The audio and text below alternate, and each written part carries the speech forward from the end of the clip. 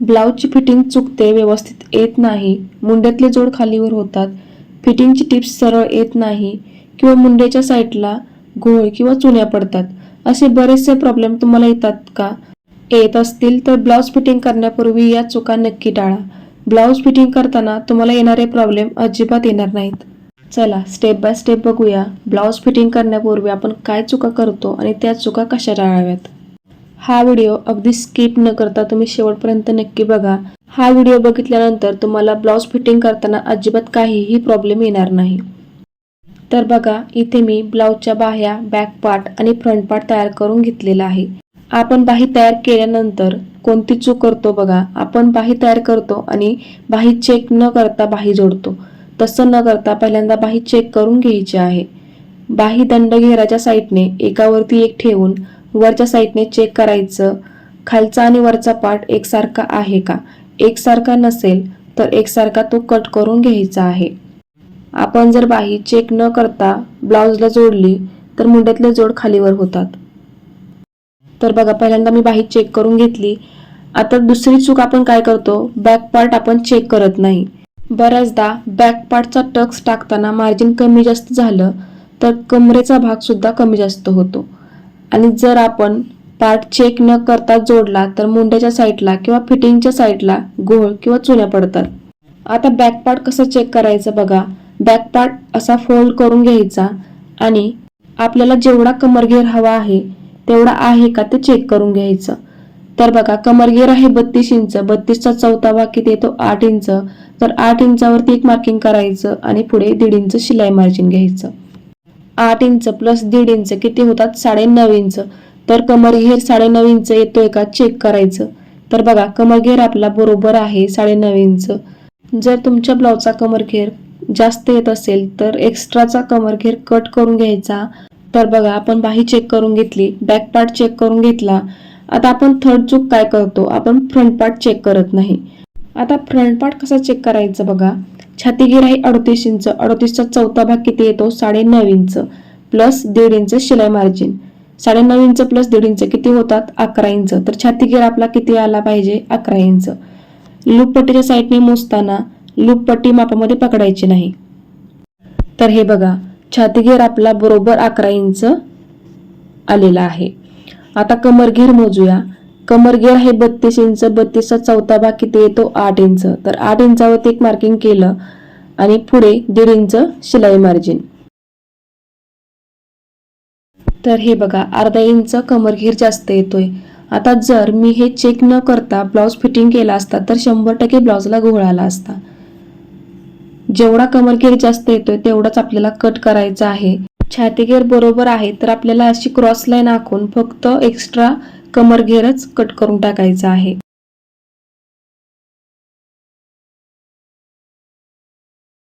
तर बघा, एक्स्ट्राचा पार्ट आपण कट केल्यानंतर बरोबर आपला कमरघेर 9.5 इंच आलेला आहे. आपण एक पार्ट चेक केला, आता दुसरा पार्ट चेक करूया. हुकपट्टीच्या साईडचा पार्ट चेक करताना हुकपट्टी मापामध्ये पकडायची आहे. तर बघा, छातीघेर बरोबर 11 इंच आहे. कमरघेर मोजूया. कमरघेर 8 इंच प्लस 1.5 इंच शिलाई मार्जिन. तर बघा, 8 इंचावरती एक मार्किंग आणि पुढे 1.5 इंच शिलाई मार्जिन.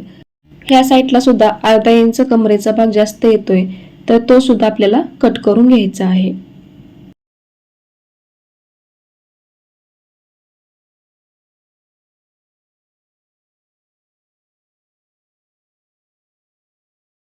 तर बघा, आपण बाही चेक केली, बॅक पार्ट चेक केला आणि फ्रंट पार्ट सुद्धा आपण चेक केला.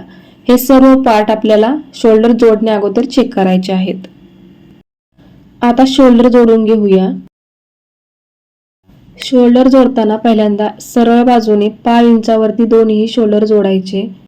सरळ बाजूने शोल्डर जोडल्यानंतर ब्लाऊज उलटा करून उलट्या बाजूने 5 इंचावरती दोन्ही शोल्डर जोडून घ्यायचे. असं केल्यामुळे शोल्डरची फिनिशिंग छान येते.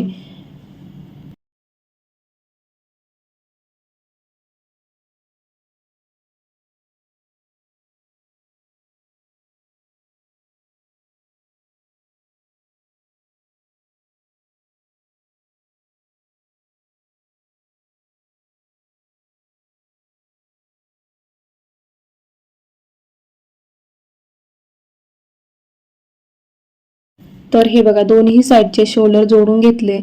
आता आपण चौथी चूक काय करतो, आपण शोल्डर जोडल्यानंतर लगेच बाही जोडतो. पण बाही जोडण्या अगोदर ज्या भागाला आपण बाही जोडतोय तो भाग चेक करत नाही. तर काय करायचं, अशी एक स्केल किंवा पट्टी घ्यायची आणि या पद्धतीने सरळ ठेवायची. सरळ ठेवल्यानंतर बघायचं हा पार्ट सरळ आहे की कमी जास्त आहे. आपण ज्या वेळेस मुंड्याचा सेट देतो त्यावेळेस हा भाग आपला सरळ असतो, बरोबर. मग आता सुद्धा हा भाग सरळच पाहिजे. जर सरळ नसेल, कमी जास्त असेल तर एक्स्ट्राचा पार्ट कट करून घ्यायचा आहे. तर हे बघा जेवढा भाग एक्स्ट्रा होता तेवढा मी कट करून घेतला. आता पुन्हा चेक करून बघूया. आता हा भाग सरळ आलेला आहे. सेम आपल्याला दुसऱ्या सुद्धा साईडचा पार्ट चेक करायचा आहे. जर एक्स्ट्रा असेल तर ते व्यवस्थित कट करून घ्यायचं आहे.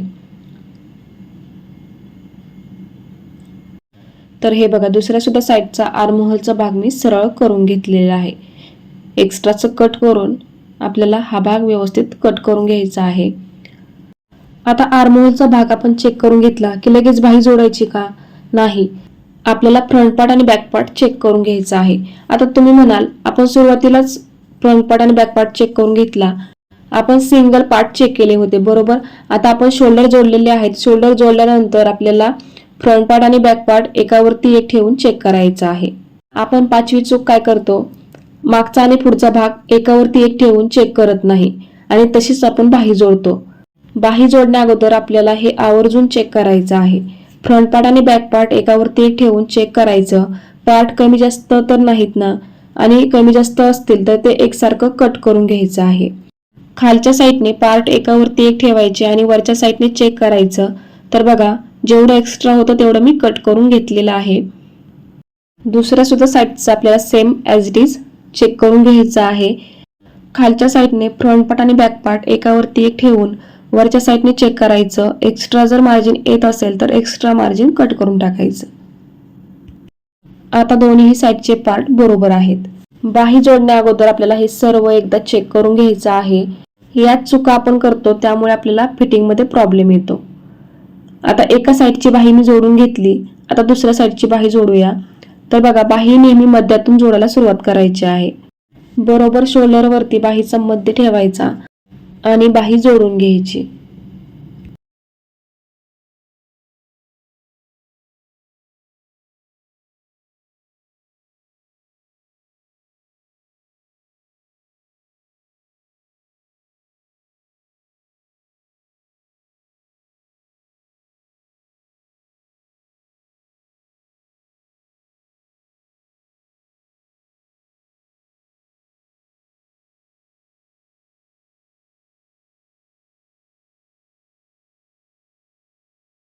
तर हे बघा दोन्ही साईडच्या बाह्या जोडून घेतल्या. बाह्या जोडून घेतल्यानंतर सरळ बाजूने आपल्याला फ्रंट पार्ट आणि बॅक पार्ट एकावरती एक ठेवून सरळ बाजूने टीप मारून घ्यायची आहे 5 इंचावरती. सरळ बाजूने 5 इंचावरती टीप मारून घेतल्यानंतर एक्स्ट्राचा पार्ट आपल्याला कट करून टाकायचा आहे. आता ब्लाउज उलटा करून उलट्या साईडने 5 इंचावरती एक टीप मारून घ्यायची. यामुळे फिटिंगची मापे टाकायला सोपं जातं. त्याचबरोबर ब्लाउजची फिनिशिंग सुद्धा छान दिसते. दुसऱ्या सुद्धा साईडला आपल्याला सेम टीप मारायची आहे. सुरुवातीला सरळ बाजूने टीप मारायची, त्यानंतर ब्लाउज उलटा करून उलट्या साईडने 5 इंचावरती टीप मारून घ्यायची आहे. दोन्ही साईडला टीप मारून घेतलेली आहे. आता फिटिंगची मापे टाकून घेऊया. कमर घेर आहे 32 इंच. 32चा चौथा भाग किती येतो 8 इंच. तर 8 इंचावरती कमर घेर आपल्याला टाकायचा आहे. त्यानंतर छाती घेर आहे 38 इंच. 38चा चौथा भाग किती येतो 9.5 इंच. तर 9.5 इंचावरती आपल्याला छाती घेर टाकायचा आहे. त्याचबरोबर दंडघेराचं माप 5 इंच. 5 इंचावरती दंडघेर टाकायचा आहे. तर हे बघा तिन्ही पॉइंट अगदी एकाखाली एक आलेले आहेत. आता फिटिंगची टीप मारून घेऊया.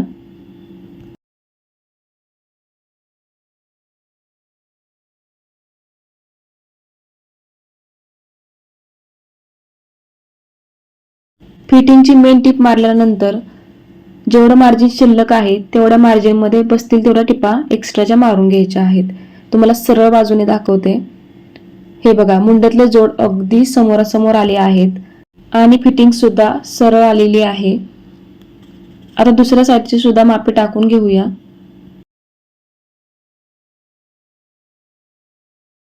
दंडघेराचं माप 5 इंचावरती टाकायचं आहे. छातीघेर 9.5 इंच आणि कमरघेर 8 इंच.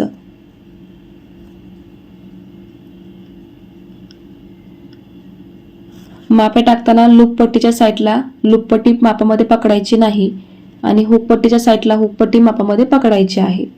आलं लक्षात? तर हे बघा, ह्या साईडचे सुद्धा तीनही पॉइंट अगदी एकाखाली एक आलेले आहेत. आता फिटिंगची टीप मारून घेऊया.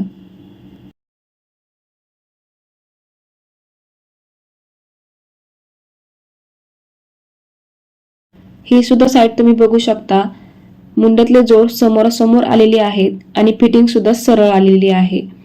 दोन्ही साईडचे मुंड्यातले जोड समोरासमोर आले आहेत.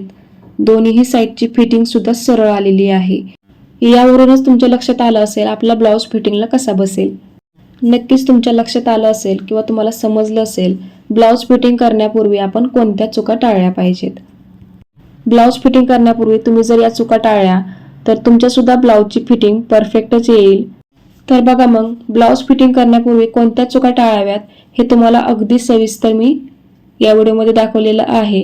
तुम्ही जर हा व्हिडिओ अगदी व्यवस्थित बघितला आणि समजून घेतला तर तुम्हाला सुद्धा ब्लाऊज फिटिंग करताना कोणताही प्रॉब्लेम येणार नाही. तुम्हाला आजचा हा व्हिडिओ कसा वाटला मला कमेंट करून नक्की सांगा. व्हिडिओ आवडला असेल तर लाईक करा, शेअर करा आणि असेच इन्फॉर्मेटिव्ह व्हिडिओ बघण्यासाठी चॅनलला सबस्क्राईब करायला मात्र विसरू नका. पुन्हा भेटूया असेच एका नवीन इन्फॉर्मेटिव्ह व्हिडिओ सोबत. तोपर्यंत बाय.